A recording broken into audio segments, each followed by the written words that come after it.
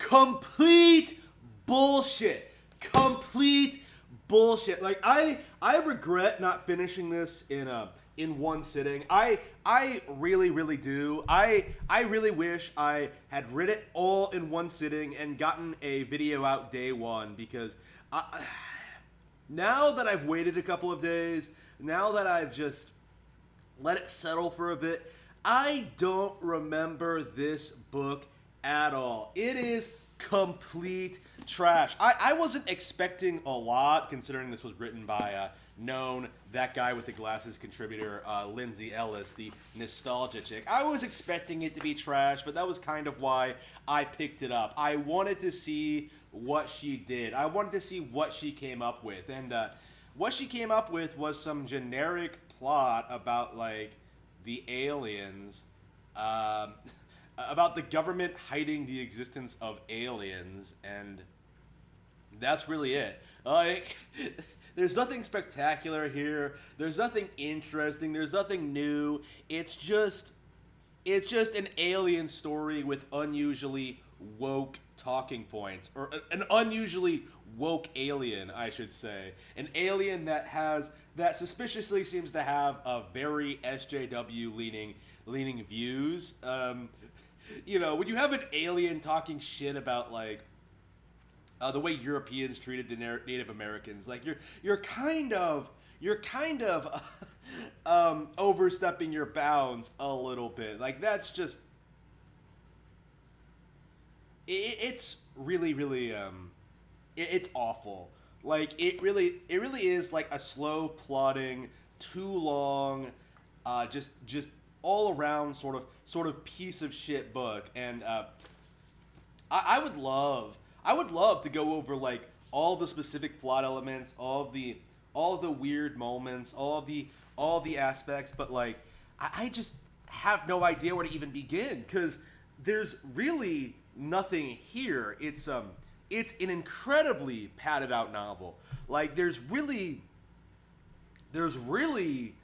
nothing of substance here at all. Like, the entire thing is basically just describing what the characters are doing, what they look like, and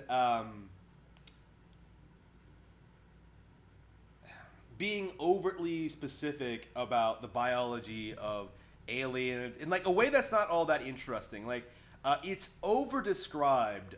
It feels very, very fanficky, actually, in that regard. It does feel like a fanfic where Lindsey really wants to tell us about the aliens, its politics, its biology, its social hierarchy, its behavior and shit like that, while not really making it into an interesting story. You know what I mean? Like, you have the CIA kidnapping people. It doesn't matter. You have like mysterious brainwashings all across the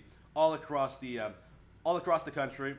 Apparently, it doesn't matter. You have all these. You introduce plot elements and then drop them for, like, 15, 20 chapters, only to bring them up again out of the blue to have, like, the lamest explanation possible. You know what I mean? Like, it feels like she had ideas. It feels like she wanted to do things. It feels like she had a direction for the story to go in. It feels like she tried to have, like, revelations and, like, drama and, like, depth to the character interactions. It doesn't work. It's one of those things where it thinks it's a lot smarter than it actually is. You know what I mean? It feels like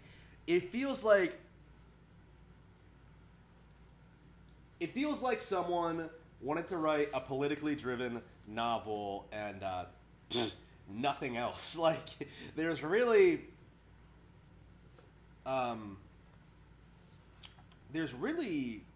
nothing of substance here. Let me see. Maybe I could just pull out a random passage here. I don't know, man.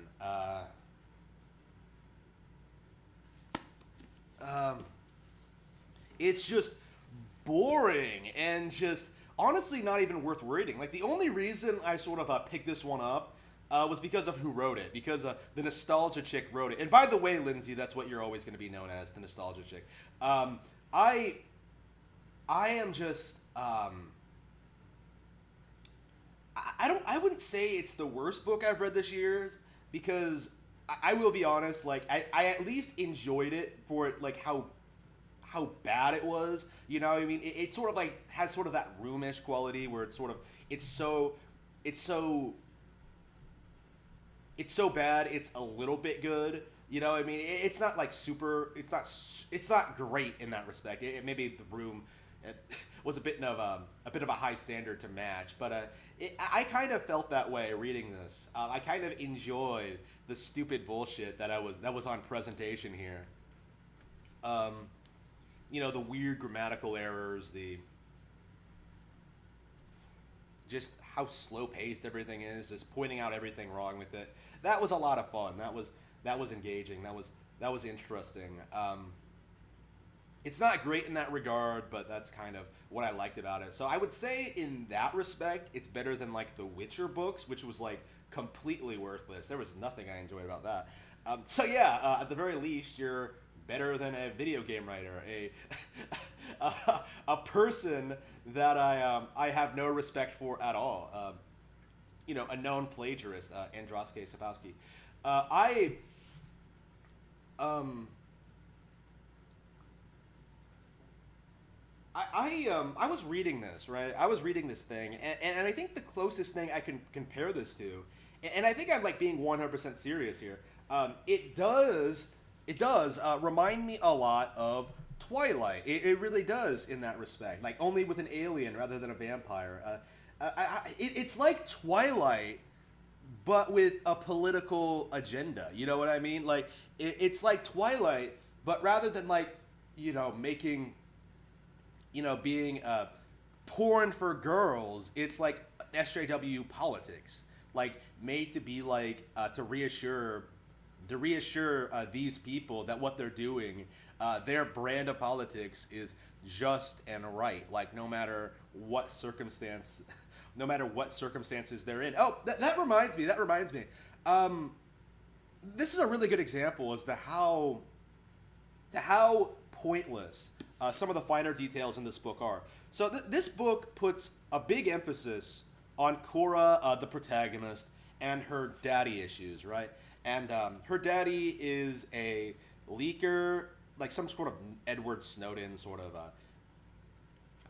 like dude who's leaking classified government documents about aliens. And throughout the book, he's basically working to force George W. Bush to resign because George W. Bush has been hiding the existence of aliens from the public. I'm not sure. I'm not sure if it's like logical to have a president who's still alive in a book like this, like in this kind of thing. But whatever. Anyway, so eventually, as the novel goes on, like this guy forces Bush to resign, right? And everyone's happy, and it doesn't matter to the actual plot. It's so interesting. So much of this book revolves around Cora and her daddy issues and how he's leaking things about the government hiding aliens to the public, and none of that has anything to do with the plot at all. It's bizarre, actually, now that I think about it, how this girl, this protagonist, somehow has, an aunt in the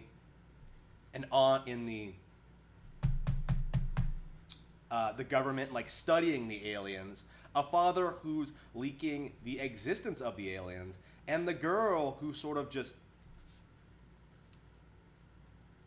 finds this alien, befriends it, and has this weird, almost sexual relationship with it. It really does come off as sexual near the end. It's just unbelievable. Like Lindsey really wants to fuck her 10-foot tall oligarch alien, alien husbando.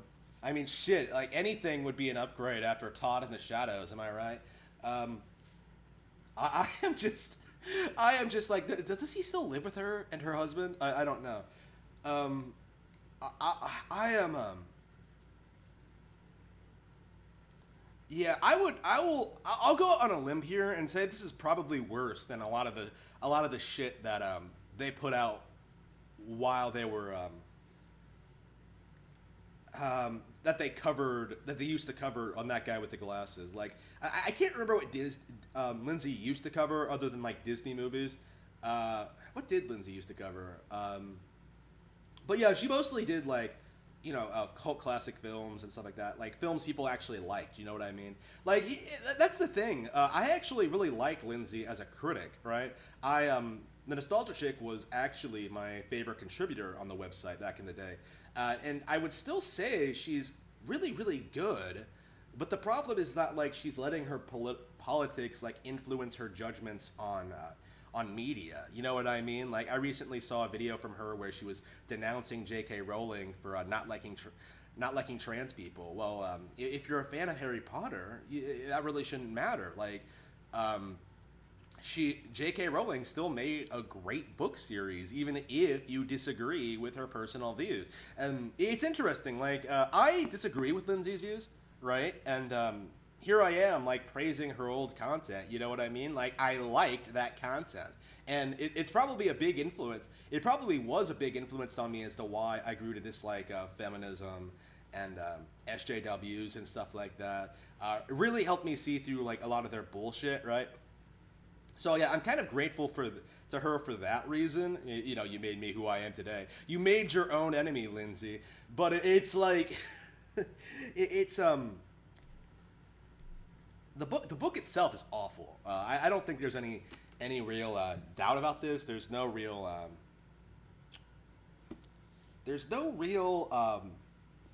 worth to it. Like that's the simplest way that I could put it. Like it's generic at best. Generic, I think, is giving it too much credit. Honestly, the only reason I don't like, I haven't read Twilight in years. I don't believe I own a copy. So I wouldn't be able to tell you, but I mean, I'm sure there are worse books out there. This is a book I didn't like, right? But I don't think I outright hated it as much as I was expecting. I was expecting it to be full of like all sorts of issues. And believe me, it does have problems, right? It's not very good by any stretch of the imagination. But like, I didn't hate it, like I didn't hate it the way I hated like The Witcher or what's another book I hated recently. Honestly, I've been reading nothing but good books recently. I read classics, you know what I mean.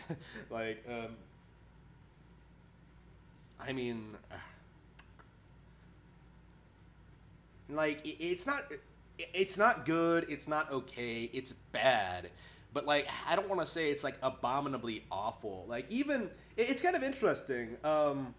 Lindsay, this is always something I've felt about Lindsay. She does a really, really good job of, this was true, like, 10 years ago. I'm not sure if it's true now. It feels like she's more scaled back in her SJW views than a lot of other people. Like, she's kind of, like, chill about it in a sort of weird way. She seems a bit more normal in a lot of respects, and I think that comes across in the book as well. Like, yeah, the woke politics are there, but they're not, like, super obnoxious. You certainly don't... The implication that, like, Bush is evil is there, but it's not, like, something all the characters sort of revolve their lives around. You know what I mean? The way that, like, a super hardcore writer would have done. You know what I mean? Like, that's kind of... Like, it feels like she wanted to write a book about aliens and humans interacting, and they do that. And it's not good by any stretch of the imagination, but I didn't find it offensively bad for any reason. It was just obnoxious and just... it wasn't obnoxiously bad. Yeah, that's probably the way I should put it. Like, it feels like I'm giving this book a little bit too much benefit of the doubt. Benefit of a doubt, you know what I mean? It feels more like I'm It sort of feels like I am giving it too much credit in a lot of ways. Probably because I waited a couple of days before making this video, but... I did not like it. I thought it was bad. I thought it was awful, even. I mean, nothing of value here, not worth reading. I don't think her fans are going to buy or read it. If they're buying it, it's so they can take like social media, make social media posts with them with the book and get likes from Lindsey and her posse. I don't think it's.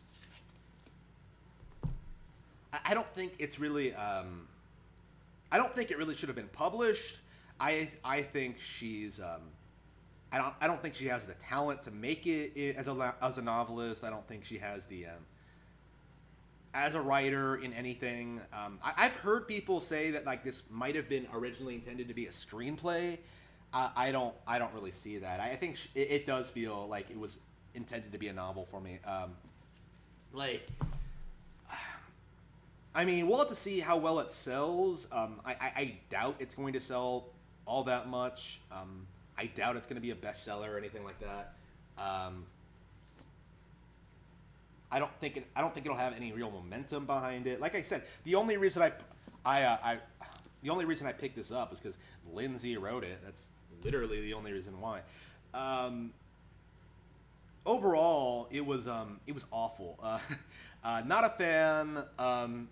Lindsey needs to stick with her day job of being a YouTube content creator, because apparently that's all she's good for.